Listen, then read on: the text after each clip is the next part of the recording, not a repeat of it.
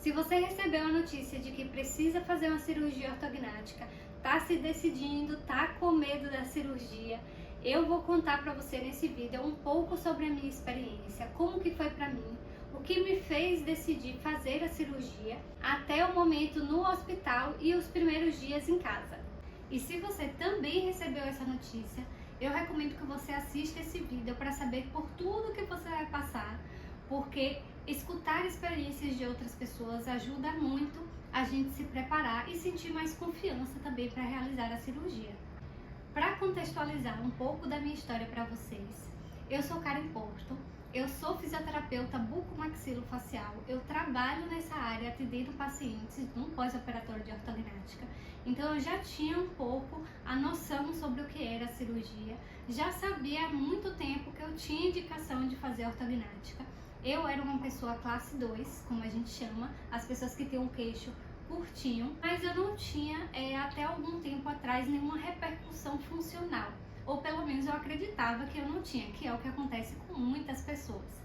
Então, o que me levou a fazer a cirurgia, na verdade, quando eu fui num bucomaxilo, eu fui procurando extrair os meus sisos. Eu ainda tinha os 4 sisos, eu precisava fazer a extração deles. Um deles tinha uma posição bem complicada, estava próximo do nervo, que a gente chama de nervo alveolar inferior. É o nervo que fica aqui embaixo no rambo da mandíbula e ele é responsável pela sensibilidade dessa região. Eu já sabia que tinha um risco de trauma muito grande, os exames já apontavam isso e eu já vinha tentando tirar esses sisos há muito tempo, mas nenhum cirurgião tirava em consultório. Ele precisava ser extraído num centro cirúrgico.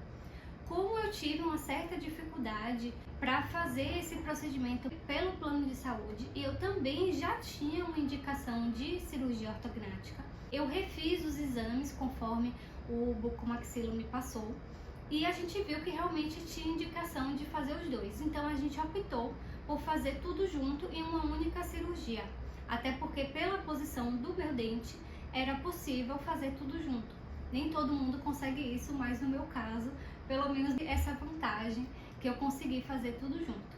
Então eu fiz a extração dos 4 sisos, eu fiz a ortognática com avanço de maxila, mandíbula e mento e também eu fiz a turbinectomia, que foi a redução dos cornetos nasais para melhorar a passagem do ar e consequentemente melhorar a minha respiração, junto com a melhora que a própria manipulação, a movimentação dos ossos na cirurgia ortognática, ela já me traria. Então foi um benefício somado à cirurgia. Ela demorou mais ou menos umas 6 horas. Antes de fazer a cirurgia, a gente tem que passar no hospital. Eu pelo menos tive que fazer isso.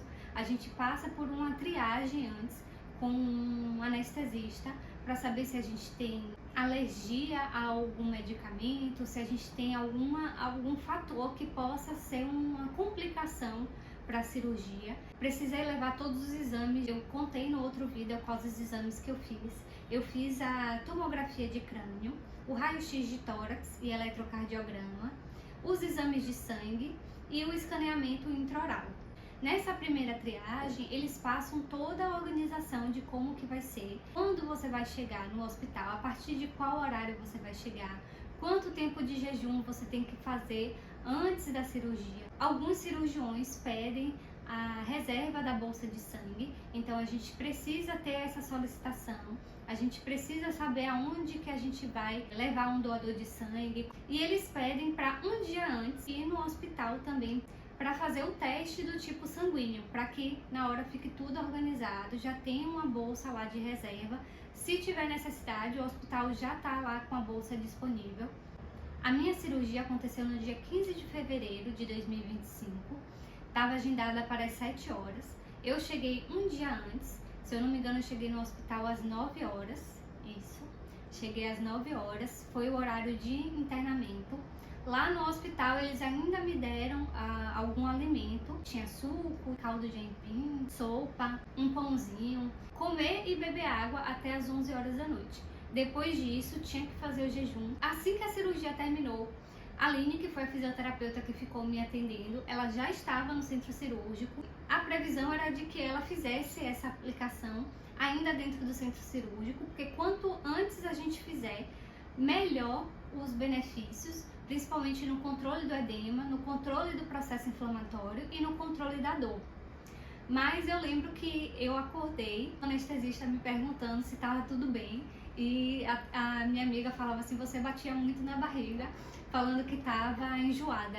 E eu me lembro desse momento, porque eu realmente acordei da anestesia muito enjoada. Apesar de ter feito todo o preparo alimentar, de evitar alguns alimentos que causam mais enjoo e de ter feito o jejum corretamente. Não teve jeito, eu vomitei muito. Então, ela esperou um pouquinho, fez a aplicação do laser e esperou mais um pouquinho para fazer a aplicação da bandagem linfática, para melhorar o edema que já iria se formar. Tem um vídeo aqui no canal falando um pouquinho sobre como foi o meu preparo, os materiais que eu utilizei, o que eu comprei, como que eu me organizei com toda a equipe, incluindo o fisioterapeuta, porque apesar de eu ser fisioterapeuta, eu tenho muito conhecimento nessa área. Eu acompanho pacientes no pós-operatório, no pós-imediato, no hospital, logo quando finaliza a cirurgia, e também no pós-tardio, que a gente chama, que é até o momento em que esse paciente recebe alta da fisioterapia e ele está funcionalmente ativo, normal, como antes da cirurgia, se alimentando, conseguindo abrir a boca, indo toda a restauração da função mastigatória. Só que nesse momento, né, em que eu estaria no hospital, apesar de ter todo esse conhecimento, eu não conseguiria me atender. Então, eu sei o quanto isso é importante, eu sei o quanto eu ajudo os pacientes nesse momento, o quanto os pacientes são gratos realmente por todo o cuidado nesse momento que a gente está bem sensível, que a gente está sob efeito da anestesia, que a gente está sem noção mesmo, né, das coisas que estão acontecendo no ambiente, porque a anestesia ela faz isso. Então a gente acorda da cirurgia, mas a gente acorda sem conseguir ter controle mesmo sobre as coisas que a gente vai precisar naquele momento.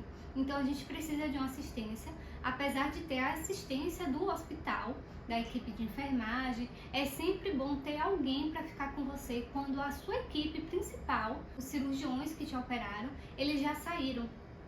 Porque a gente fica numa sala pós-anestésica de recuperação da anestesia e nesse momento a gente fica apenas com o pessoal da equipe de enfermagem que está por lá, que na verdade ele está com atenção distribuída para todas as pessoas que estão ali naquele ambiente. Eu sempre converso com os pacientes, porque geralmente são 11, 15 leitos, tem dias que a gente pode ter sorte de só ter a gente ali, tem dias que o hospital pode estar mais cheio.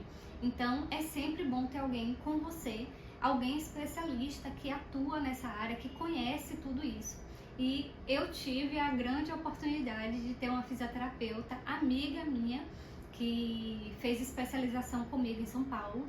Ela mora em outra cidade, ela veio para cá, para Salvador, para me atender, para ficar comigo. Faz muita diferença nesses primeiros momentos. E inclusive ela também já fez ortognática, então além de ter a especialização, né, todo o conhecimento nessa área, ela tem conhecimento de causa. Isso ajuda muito, porque ela já vivenciou, ela sabe o que é que precisa, o que é que faltou no atendimento dela, no que é que ela poderia me ajudar naquele momento. Foi muito bom, foi muito especial para mim, e eu digo a vocês, vale muito a pena, contrate um fisioterapeuta, porque isso daí não tem realmente dinheiro que pague, e é verdade. Depois, logo quando eu saí do centro cirúrgico, eu fui para o centro de recuperação da anestesia.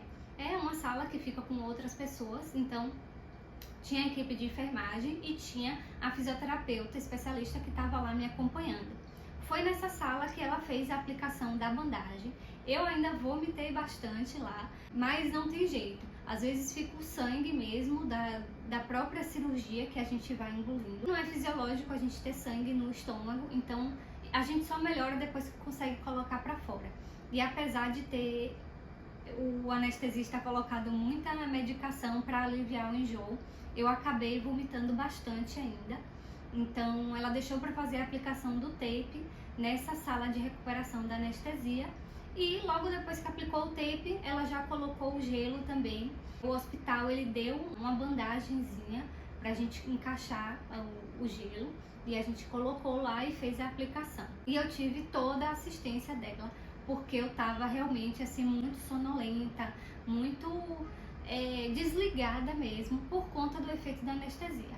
E eu fiz o que eu recomendo para os meus pacientes, tentar dormir o máximo que eu conseguisse para acelerar aquele momento, né, para que passasse logo e não ficar gastando a minha energia, porque eu sabia que viria ali um período de jejum ainda pela frente. Eu queria que aquele momento passasse sem eu perceber muito. Uma coisa que eu vejo que os meus pacientes às vezes têm e eu não tive foi dor no corpo. Algumas pessoas têm dor na coluna, têm dor no pescoço, têm dor no braço. Eu não tive dor, eu só sentia realmente a sensação de peso no rosto. Mas eu lembro que eu falei também, eu sinto tudo, porque até então eu pegava e eu realmente sentia todo o meu rosto. A parestesia ela só veio a aparecer mais à medida que o edema ele foi se formando. Até certo ponto eu realmente sentia tudo, mas estava bem controlado com todas as medicações. Graças a Deus não senti dor, pelo menos desse momento.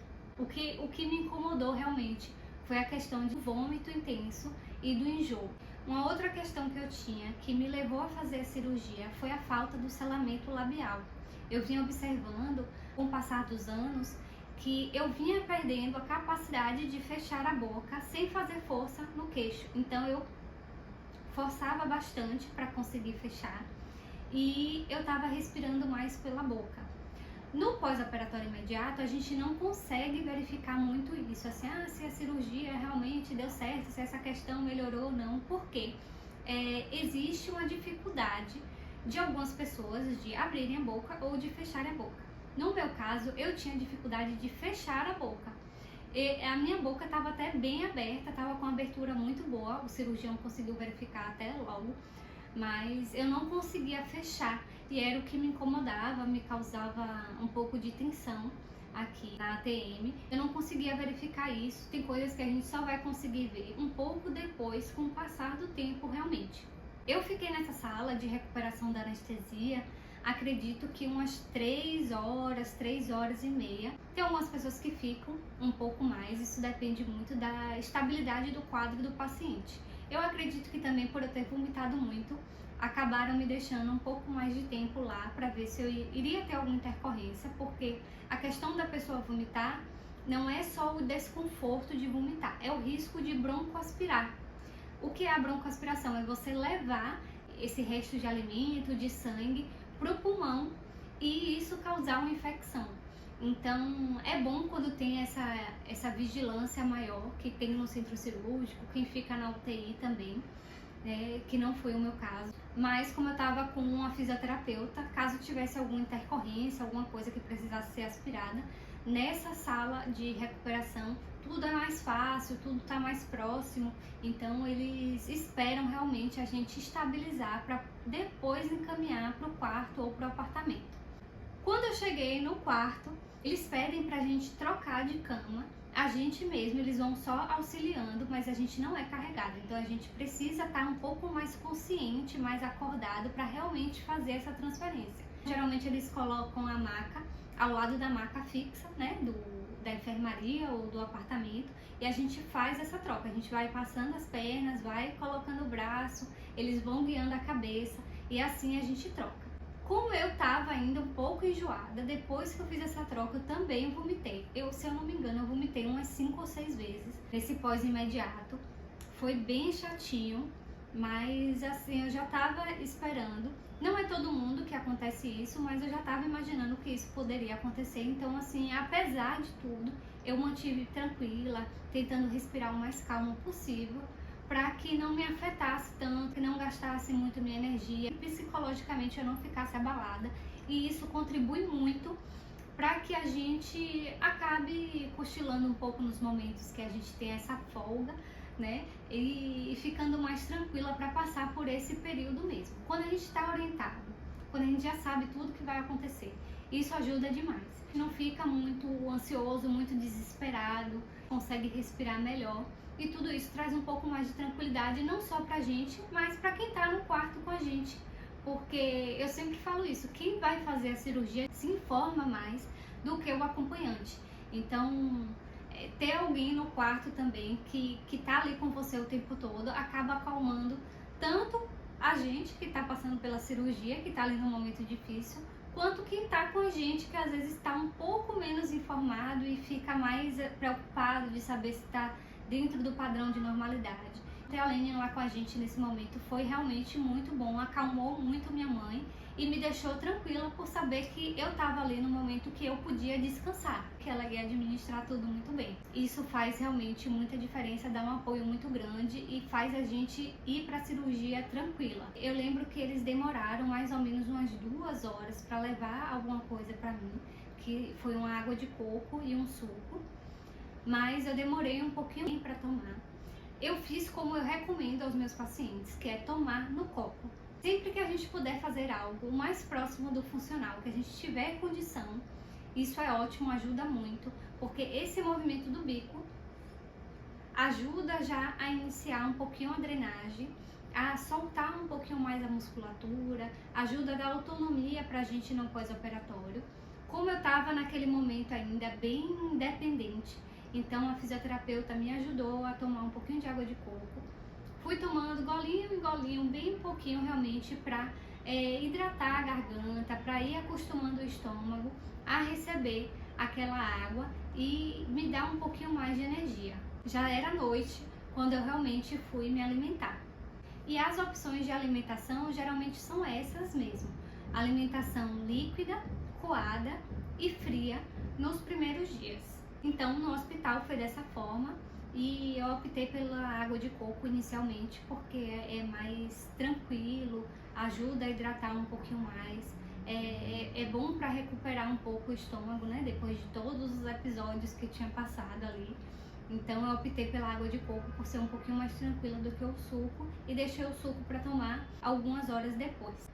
Depois que eu acalmei um pouquinho e fui limpando o estômago, eu lembro que eu dormi bastante. A Aline ficou repondo as compressas, coisa que eu não conseguiria fazer. Se eu tivesse só com acompanhante, seria mais difícil, porque a pessoa fica realmente mais sobrecarregada. E essa é uma das vantagens de você ter um profissional ali com você. Eu não poderia ter 2 acompanhantes da mesma família. Geralmente eles só deixam ficar um acompanhante. Quem estava comigo no quarto foi minha mãe e a Aline, que ficou por ser profissional da saúde, por ser ali parte da equipe, então ela conseguiu ficar. Mas normalmente eles só deixam ficar um acompanhante e esse acompanhante acaba ficando também um pouco mais sobrecarregado e dependente dos outros profissionais do hospital. No dia seguinte eu já estava um pouquinho melhor, principalmente na questão do enjoo. Fui me hidratando, tomei um pouquinho de suco e eu lembro que no dia seguinte eu já levantei para ir no banheiro. Eu tava com a meia de compressão que eu usei desde a cirurgia. Eu coloquei antes de entrar no centro cirúrgico e eu fiquei com ela até receber alta. Fiquei com ela alguns dias em casa também. E no hospital eu tava com a meia pneumática, uma meia de compressão, né? Ela vai criando pressão na perna para evitar o risco de trombose. Então eu acabei ficando com as duas. A meia pneumática acaba incomodando mais até do que a meia de compressão. Então eu retirava essa meia pneumática e levantava para ir no banheiro. No dia seguinte, o cirurgião foi me ver, eu já estava bem melhor, então ele já me deu alta. Geralmente é isso que acontece mesmo. Os cirurgiões só deixam a gente ficar no hospital até a primeira noite e no dia seguinte a gente já recebe alta, por conta do risco de infecção hospitalar mesmo. Então, a gente recebe ali os cuidados iniciais, já tá com todas as receitas de antibiótico, de anti-inflamatório, de analgésicos, então a gente faz esse cuidado em casa.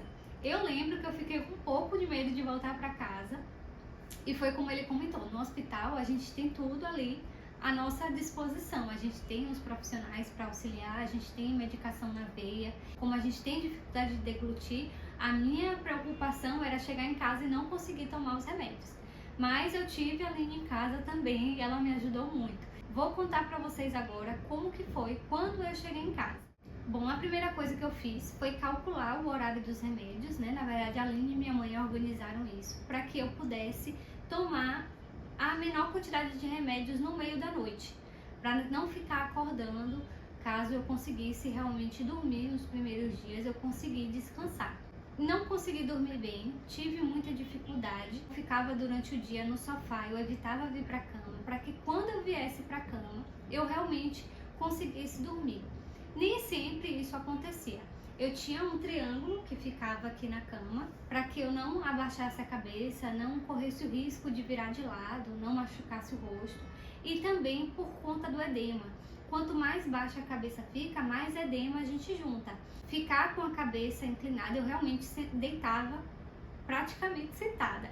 Deitava mais ou menos só as pernas mesmo, e a coluna ficava bem inclinada, deixava a almofada na máxima inclinação que ela tinha, por conta dessa sensação mesmo de peso no rosto que piorava se eu abaixasse um pouquinho mais a coluna. E é muito difícil a gente dormir assim nos primeiros dias.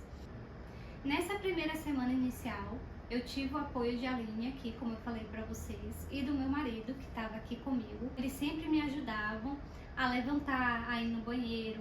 Toda essa parte de higienização, de tomar banho, eu coloquei um banquinho plástico dentro do box para evitar o risco de queda. Quando eu ia fazer essa transição de sair do quarto e ir para a sala, sempre acompanhada, principalmente nos primeiros 4 dias, que é quando a gente tem esse risco de queda maior. E a gente não pode se confiar, porque como a gente está com a alimentação restrita, bem limitada, que eu digo assim, antes de fazer cirurgia, a gente estava se alimentando bem. Então, no primeiro, segundo dia, a gente ainda tem um pouco de reserva desses nutrientes que a gente trazia no nosso corpo. À medida que o tempo vai passando, a gente vai ficando um pouco mais fraca realmente por conta dessa restrição alimentar. Então, nos primeiros dias eu já sabia que a dieta ela estava restrita para ser uma dieta líquida ou pastosa e fria, principalmente nos 3 primeiros dias. No terceiro dia eu já estava liberada para ter uma alimentação numa temperatura mais natural, o que ajuda um pouco, pelo menos para a gente tomar um caldo, né? Caldo de feijão, caldo de aipim. Eu esperava esfriar e ali eu tomava, pelo menos ele não estava gelado, o que já ajuda bastante. E para mim, a pior noite em casa foi a terceira noite. Eu já esperava por ela, porque esse terceiro dia, terceira noite, é quando a gente atinge o pico do edema. Então eu já esperava que fosse estar um pouco mais edemaciada, que a sensação de peso piorasse, que a parestesia piorasse, que ficasse um pouco mais difícil para respirar. Quando a gente fala de edema, muita gente pensa que ele é só estético, é porque as pessoas batem o olho e vê. Na verdade, ele é muito pior do que isso por conta da dificuldade respiratória que ele traz. E como eu também fiz a turbinectomia, eu tava com a via aérea bem ressecada, tava com o nariz bem ressecado, o lábio bastante ressecado. Então, usava bastante as pomadas que eu comprei, o Oncilon e o Bepantol. Eu fiz o uso desde o hospital, desde quando eu cheguei no apartamento, que eu já tinha minhas coisinhas lá, então a Aline já passava pra mim. E fiquei usando nesses dias em casa para ajudar realmente. Um dos remédios era líquido, então era mais fácil de engolir. Outro foi um remédio da dor mais forte, eu precisei tomar na terceira noite. E era um comprimido grande. A Aline macerou o comprimido para mim, colocou dentro da seringa, junto com um pouquinho de água, e foi assim que eu consegui tomar ele. É horrível, mas ajuda. E essa terceira noite foi quando eu realmente fiquei bem quieta, com dificuldade para dormir, um pouco de dificuldade para respirar. Senti dor, foi um momento que eu posso dizer que eu senti dor, foi nessa terceira noite.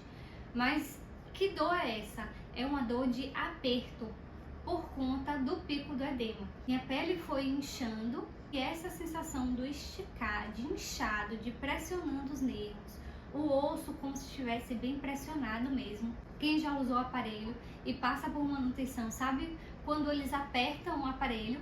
É essa sensação que a gente tem, pelo menos foi a sensação que eu tive, de que estava tudo muito apertado, como se estivesse realmente ali apertando um parafuso e acaba incomodando muito. Então eu fiquei muito inquieta. À medida que o tempo vai passando, às vezes vem uma inquietude. Quem tem crise de ansiedade, isso pode acontecer. Eu lembro que quando eu deitei aqui inclinada, eu orava muito a Deus e pedia para que esse momento passasse.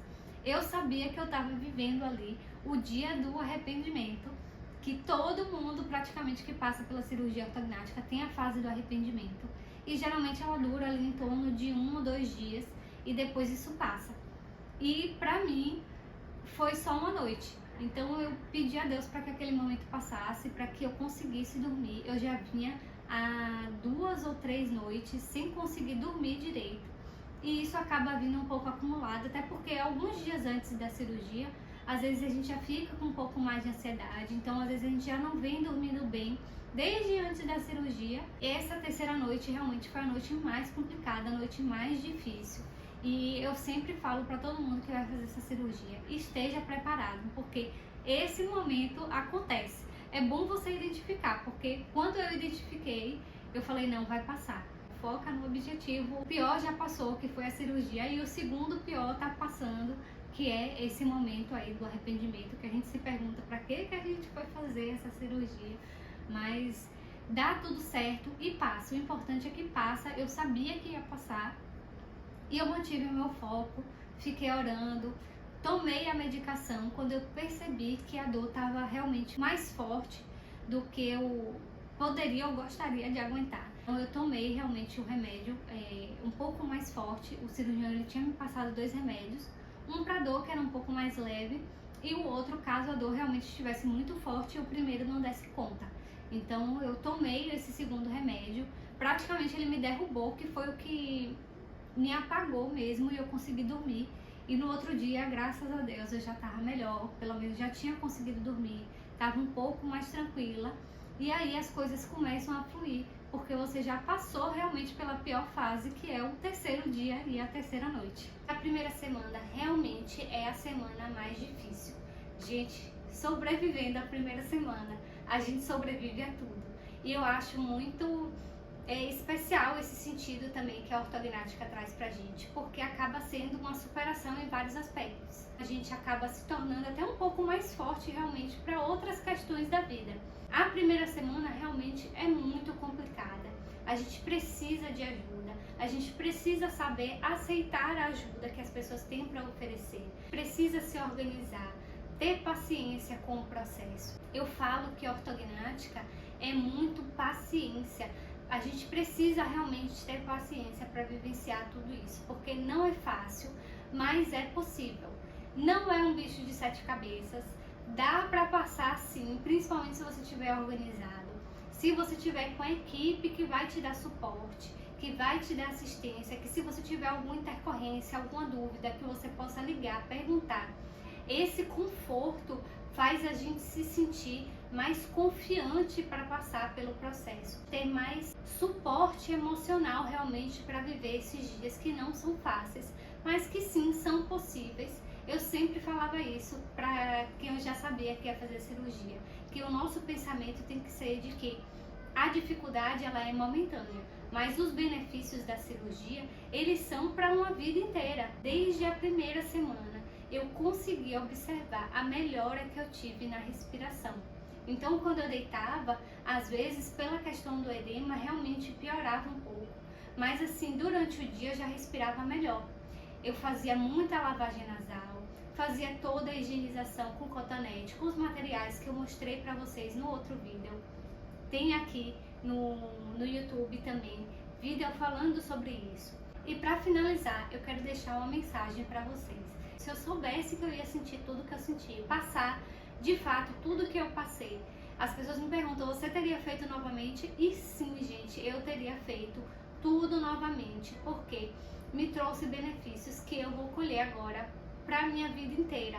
E respirar bem, conseguir fazer as coisas com mais qualidade, dormir melhor, isso faz uma diferença no nosso dia que assim é indescritível. Eu acho que só quem fez a cirurgia, que já passou por isso, que já respirou mal algum dia, vai saber dizer o quanto que respira bem, o quanto que tá melhor hoje. Então eu comecei o vídeo falando que às vezes a gente não tem noção, eu não tinha muita noção do quanto eu respirava mal. Eu vinha observando isso com o passar dos anos.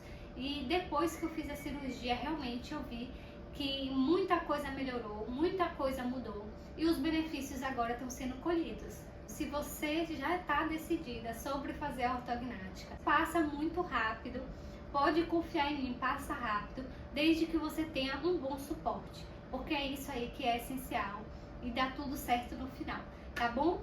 Espero que na sua cirurgia dê tudo certo. Se você tiver alguma dificuldade, tiver alguma curiosidade, deixa aqui nos comentários E se você é daqui de Salvador, precisa de suporte, precisa de uma fisioterapeuta especialista e que de preferência já passou pela cirurgia, entre em contato comigo pelo Instagram.